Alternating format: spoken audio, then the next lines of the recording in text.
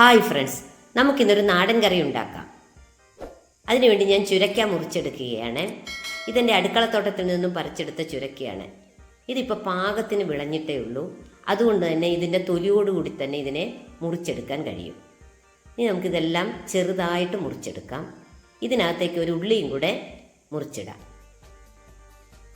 ഒരു ചട്ടിക്കകത്ത് വെളിച്ചെണ്ണ ഒഴിച്ച് കടുകിട്ട് കൊടുത്തു. ഇനി ഇതിനകത്തേക്ക് കറിവേപ്പിലയും വറ്റൽമുളകും ഇട്ട് കൊടുക്കാം.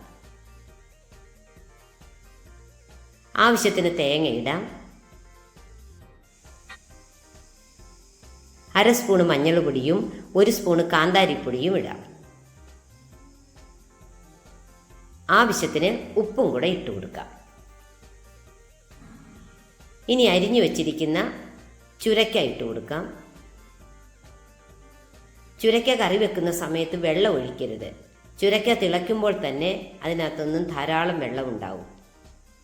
ഇനി ഇതൊന്ന് അടച്ചു വെച്ച് വേവിക്കാം.